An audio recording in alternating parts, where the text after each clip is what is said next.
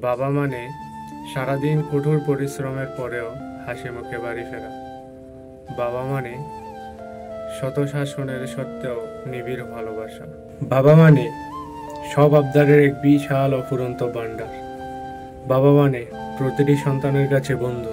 বাবা মানে আশ্রয়, বাবা মানে বৃক্ষ, বাবা মানে আমার সকল আশা।